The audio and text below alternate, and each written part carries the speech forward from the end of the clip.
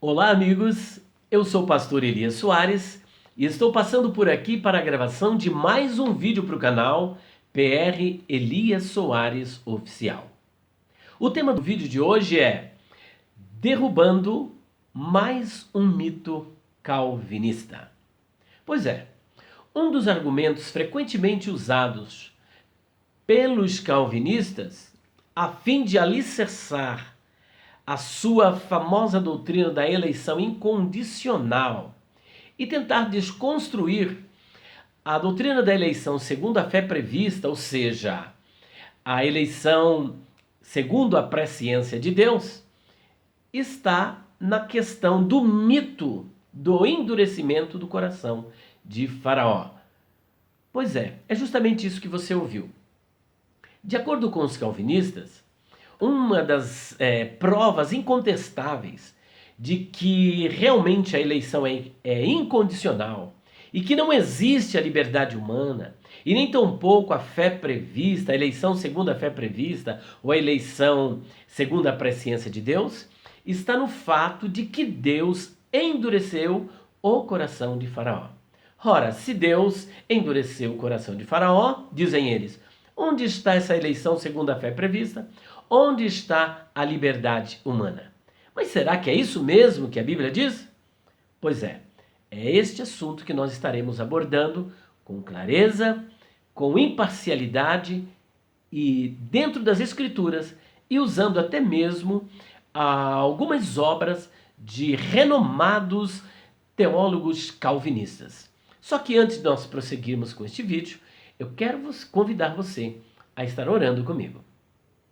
Senhor nosso Deus e Pai, neste momento nos rendemos diante da Tua presença num gesto total de submissão a Ti, de dependência de Ti, pedindo a Tua graça, a iluminação do Teu Espírito Santo, a fim de que possamos falar dentro da Tua Palavra e o Teu povo também possa ter o esclarecimento da Tua Palavra, em nome do Senhor Jesus Cristo. Nos abençoe nesta noite, derramando sobre nós a Tua glória, a Tua unção, em nome de Jesus. Amém.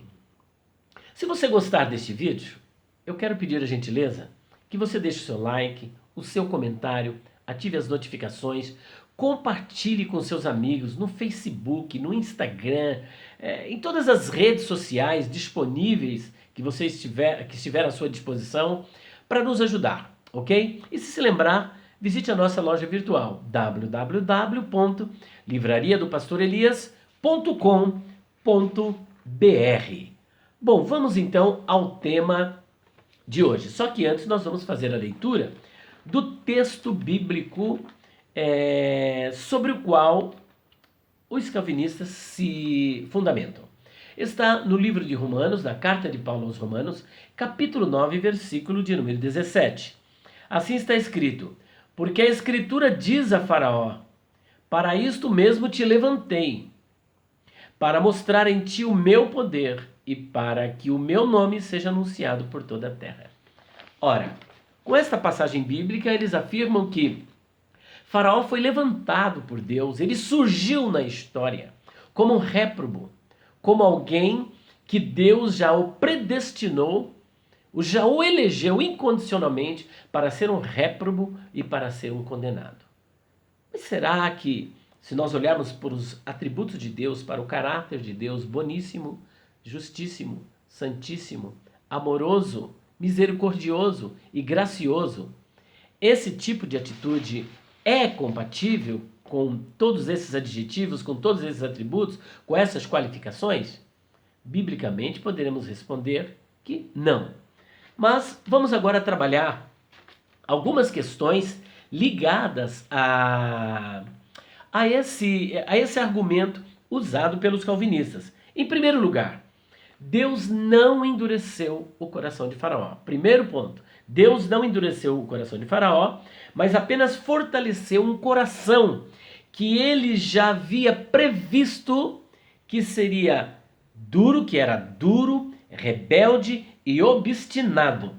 A maioria dos calvinistas, quando fazem a leitura dos textos, eles apelam apenas para Êxodo capítulo 4, versículo 21, e capítulo 7, versículo de número 3.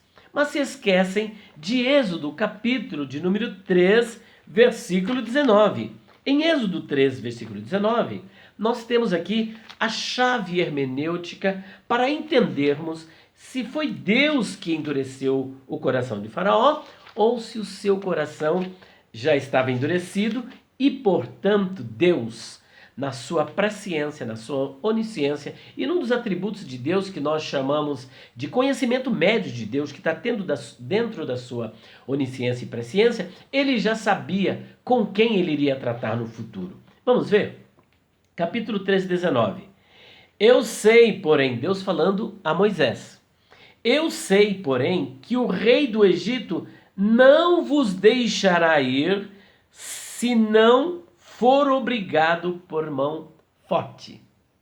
Eu sei que ele não deixará ir. Em outras palavras, eu sei que o coração dele é duro.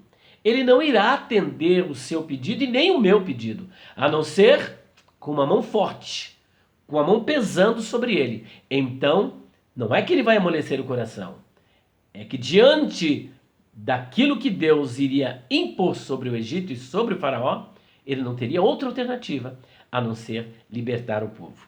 E olha que eu não estou sozinho nisso. Olha só que interessante. Nós temos aqui alguns renomados calvinistas, inclusive um nobre autor do compêndio de teologia apologética, conhecido como François Turretin.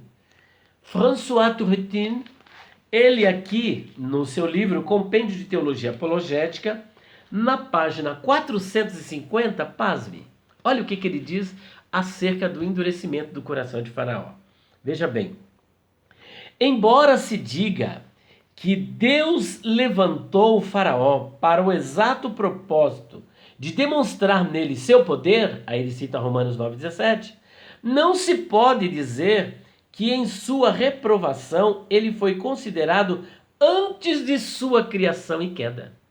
Olha, ele não fala da primeira criação, mas da produção de uma semente impura, ou de sua elevação ao reino que Deus suscitou por sua providência, para que nele, aqui ele abre parêntese, a quem previu que seria rebelde, a quem previu que seria rebelde. Então, Deus previu. Isso aqui é François Turretin fazendo essa afirmação.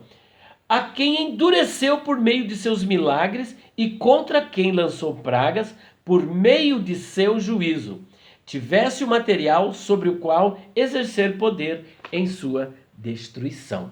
Portanto, a quem previu que seria rebelde, percebeu isso?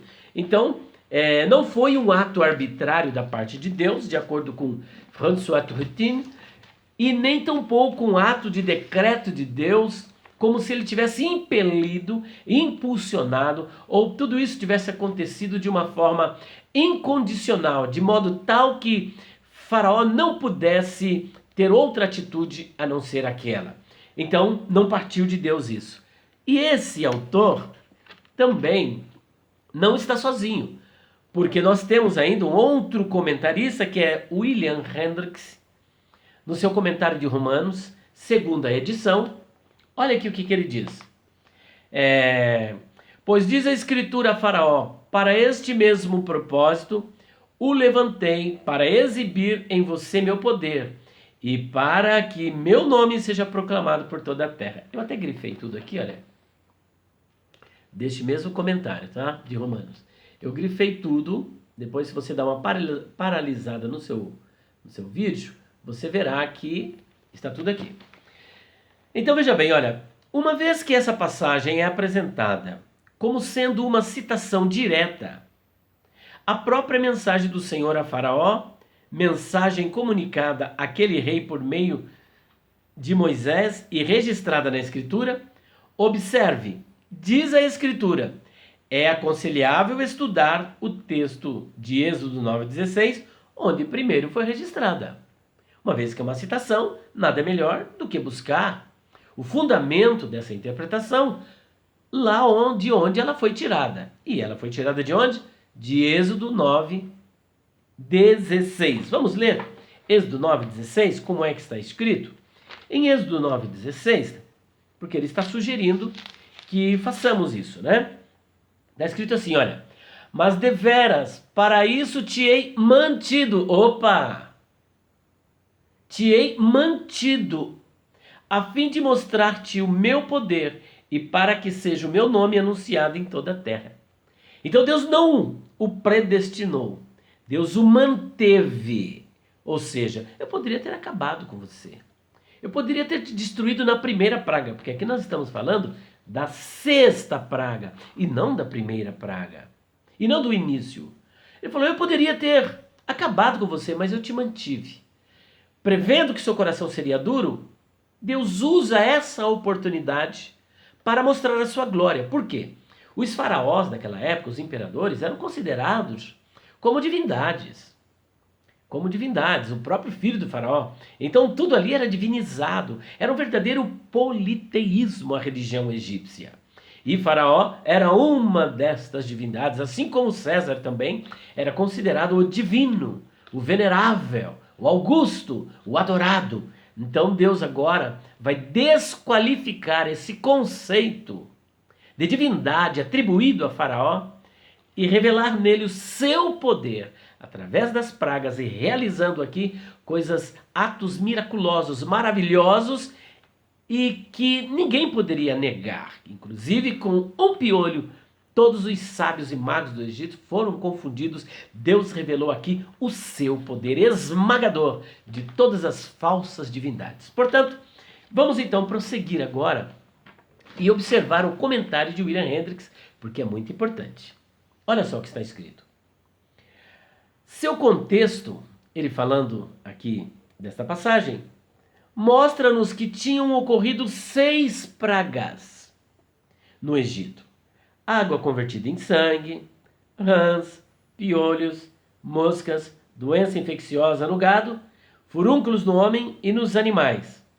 Mas 4 estavam por vir, que era o granizo, gafanhotos, 3 dias de intensa escuridão e a matança de todos os primogênitos do Egito. Muito bem. Entre a sexta e a sétima pragas, Deus ordenou a Moisés que falasse a Faraó, pois já eu poderia ter estendido a mão para te ferir a ti e a teu povo com pestilência, e teria sido cortado da terra. Percebe? Mas deveras, para isso te hei mantido, a fim de mostrar-te meu poder, e para que seja meu nome anunciado em toda a terra. Então isso só vem a corroborar com aquilo que dissemos antes.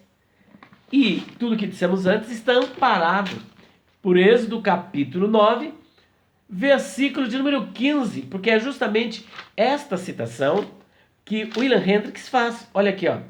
Pois já eu poderia ter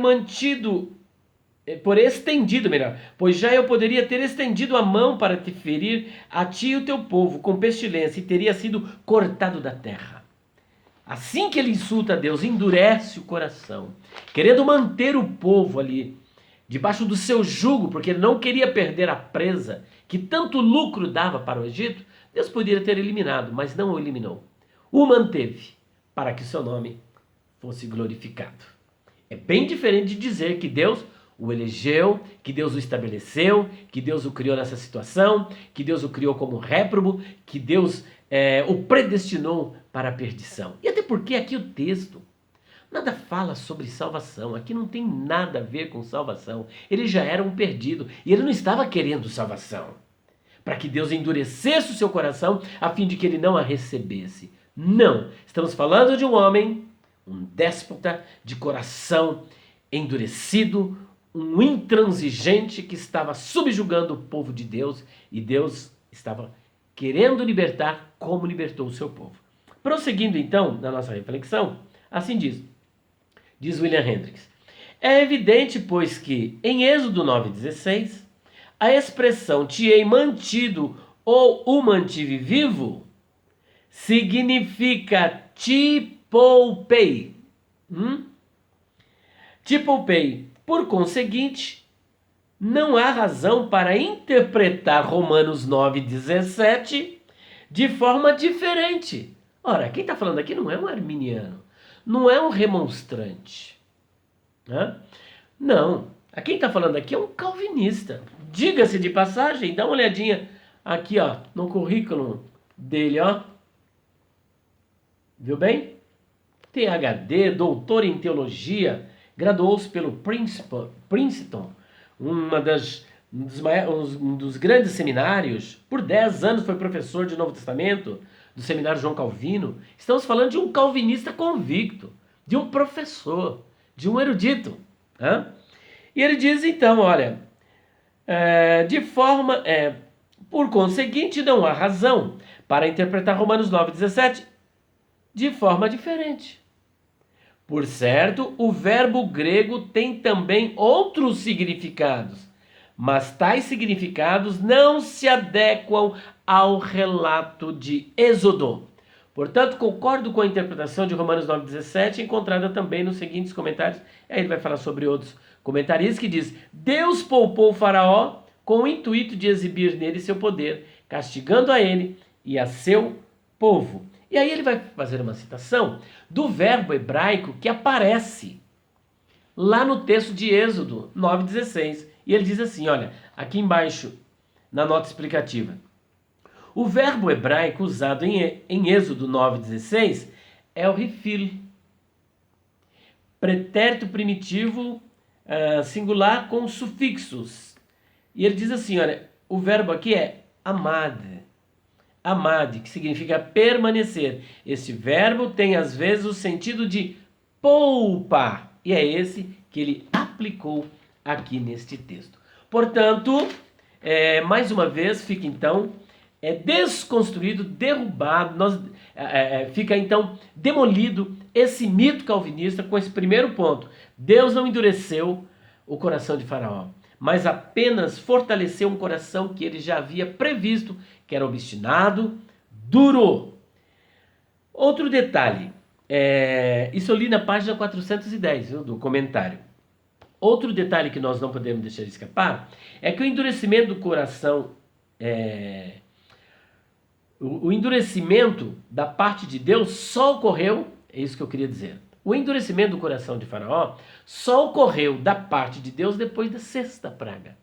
Traduzindo, ele teve várias oportunidades, mas na sexta praga, então, Deus endurece o coração de Faraó.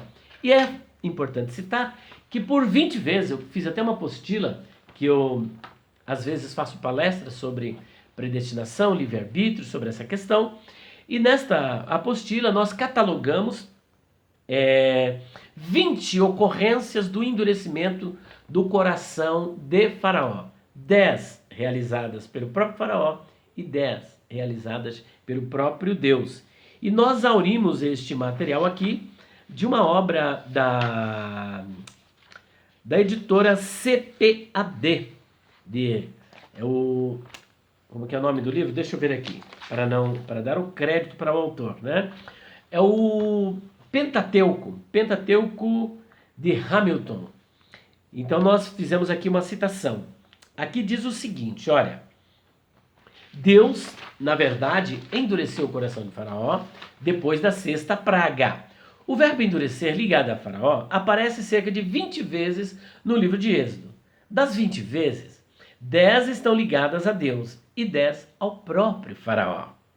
As 10 ligadas a Deus está em Êxodo 4:21. Eu endurecerei o coração de Faraó.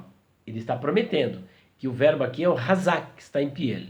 Depois endurecerei o coração de Faraó em Êxodo 7:3, kashá, em rifil. Terceira vez, o Senhor endureceu o coração de Faraó, só que aqui quando ele endurece, já estamos falando de Êxodo 9, versículo 12, que já é depois da sexta praga. 9, versículo 12, razak em piel. Tenho agravado o seu coração, em Êxodo 10, versículo de número 1, kaved em rifil. Quinta vez, o Senhor, porém, endureceu o coração de Faraó. Êxodo capítulo 10, versículo 20, que também está em razak em piel. Sexto, o Senhor, porém, endureceu o coração de Faraó. Êxodo 10, 17, razak em piel. Sétimo, o Senhor endureceu o coração de Faraó em Êxodo 10, 11, 10. Depois, a oitava vez, em Êxodo 14, 4. Nona vez, em Êxodo 14, 8.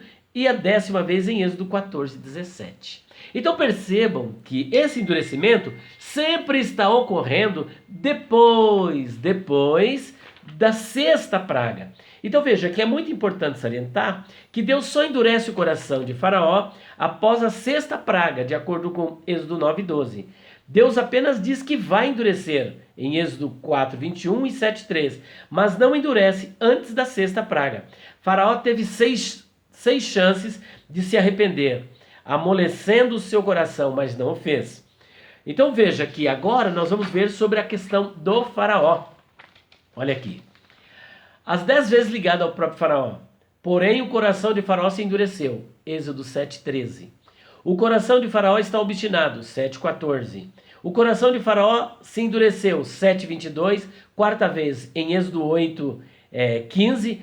Faraó agravou o seu coração. Quinta vez, o coração de Faraó se endureceu. Êxodo 8:19.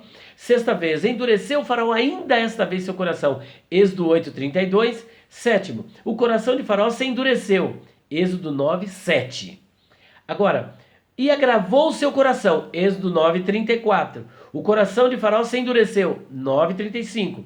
E por último, endurecendo-se Faraó para não nos deixar ir. Êxodo 13, versículo 15. É possível deduzirmos de Êxodo 7:23 que o coração de Faraó continuaria duro.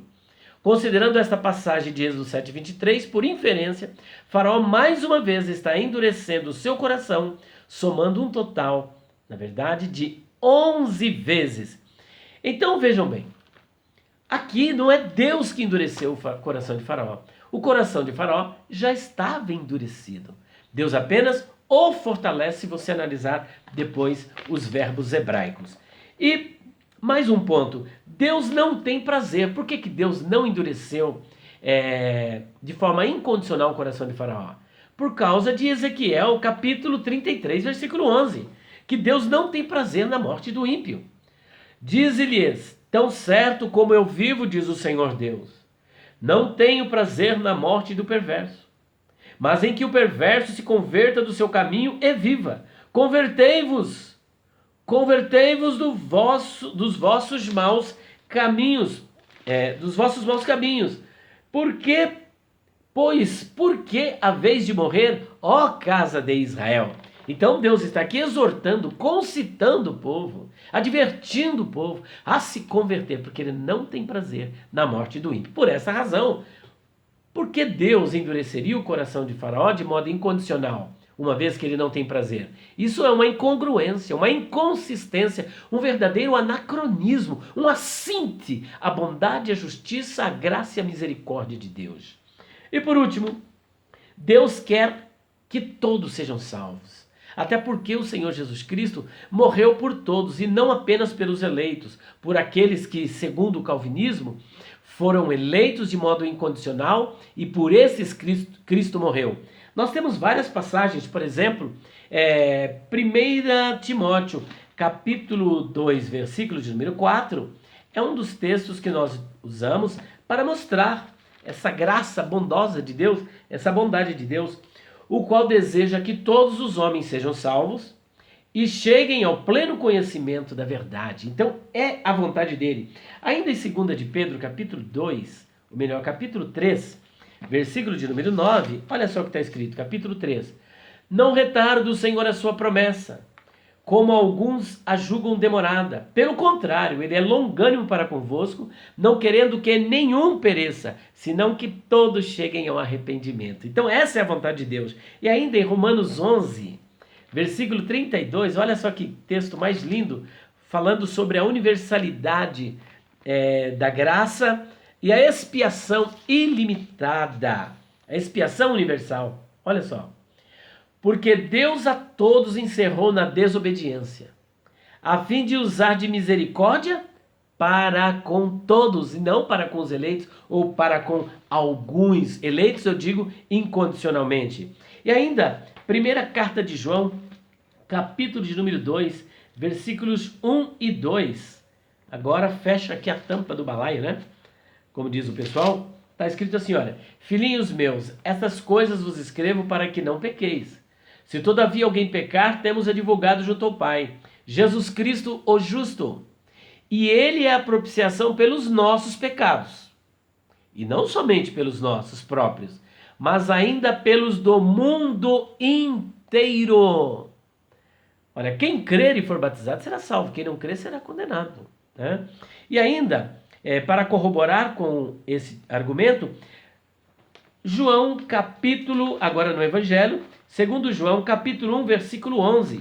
Olha só, no Evangelho segundo João capítulo 1, 11 está escrito assim, olha: veio para o que era seu, e os seus não receberam, mas a todos quantos receberam, deu-lhes o poder de serem feitos filhos de Deus, a saber, aos que creem no seu nome. E olha agora o capítulo 12, 32. Veja só. E eu, quando for levantado da terra, atrairei todos a mim mesmo. Ou seja, isso aqui é uma demonstração da graça preveniente, daquela graça que Deus concede a todas as pessoas. Mas muitos endurecem o seu coração e não quer saber de Deus e não quer a salvação. E por último, nós vamos citar mais duas passagens, que está em Mateus capítulo 23, versículos 37 até o 39. Olha só, que texto revelador. 23, 37 a 39. Jerusalém, Jerusalém, que matas os profetas e apedrejas os que te foram enviados.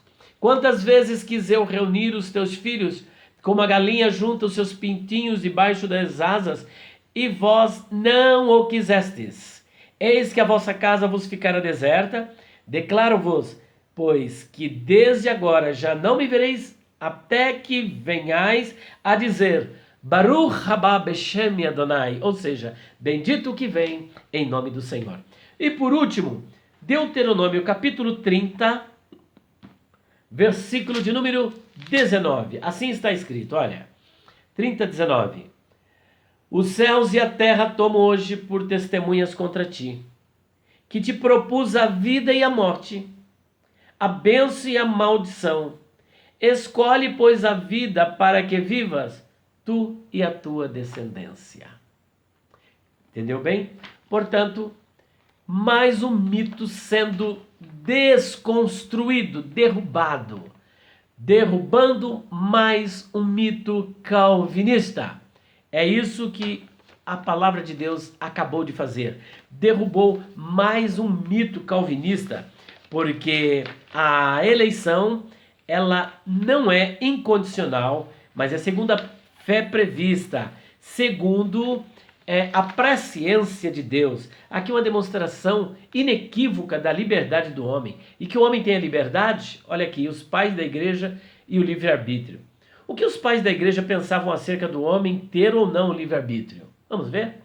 Se por um lado Calvino e Lutero não acreditavam que o homem tem o livre-arbítrio, por outro lado temos uma pleiade de pensadores, os pais da igreja, que acreditavam piamente que o homem o tem. Isso aqui nós aurimos daquela obra do Norman Geisler, Eleitos Mais Livres. Entre eles, nós vamos citar aqui, ó, Justino Mártir, do ano 100 até o 165, vou citar rapidinho. Irineu, Atenágoras de Atenas, Teófilo de Antioquia, Tassiano da Síria, Bardesano da Síria, Clemente de Alexandria, Tertuliano, Novaciano de Roma, Orígenes, Metódio, Arquelau, Arnóbio de Sica, Cirilo de Jerusalém, Gregório de Nissa, Jerônimo, João Crisóstomo, Agostinho Jovem, né? Anselmo e Tomás de Aquino. Agora, apresentaremos resumidamente apenas alguns desses pais da igreja mais conhecidos e seus respectivos pontos de vista acerca do livre-arbítrio. O ser humano foi feito livre por Deus, senhor de sua própria vontade e poder, indicando a presença da imagem de Deus e a semelhança com ele, por nada melhor do que por esta constituição de sua natureza. O ser humano é livre com vontade, ou para a obediência ou para a resistência. Portanto, tanto a bondade quanto o propósito de Deus são descobertos no dom da liberdade, em sua vontade, dado ao ser humano, contra as heresias de quem? Tertuliano. Ainda mais, ora, deve ser conhecido que os santos apóstolos, na pregação da fé de Cristo, pronunciaram-se com a maior clareza sobre certos pontos que eles criam ser necessário para todo mundo. Isso também é claramente definido no ensino da igreja de que cada alma racional é dotada de livre-arbítrio e evolução, de princípios. Há, de fato, inúmeras passagens nas Escrituras que estabelecem com extrema clareza a existência da liberdade e da vontade, de Princípios 3.1 de Orígenes. Sendo a imagem e semelhança do poder que governa todas as coisas, o ser humano manteve também a questão do livre-arbítrio, esta semelhança a ele cuja vontade domina tudo, sobre a virgindade, capítulo 12, Gregório de Nissa. A causa de um pecado é que a vontade não segue a regra da razão, nem a lei divina. O mal não surge antes que a vontade se aplique a fazer uma coisa. Ora, o pecado não pode destruir totalmente a racionalidade do ser humano, pois então ele não mais seria capaz de pecar. O ser humano possui livre-arbítrio. De outra forma, os conselhos, exortações, preceitos, proibições, recompensas e punições seriam todos sem propósitos. Quem diz isso? Tomás de Aquino.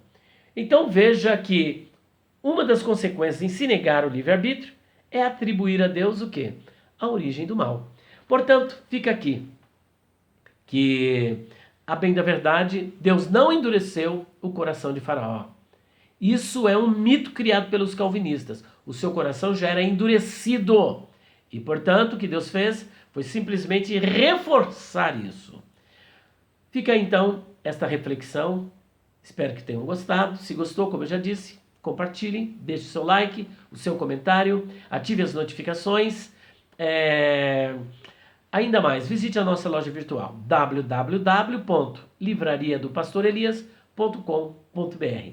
Deus abençoe a todos vocês e até o próximo vídeo, se Deus quiser.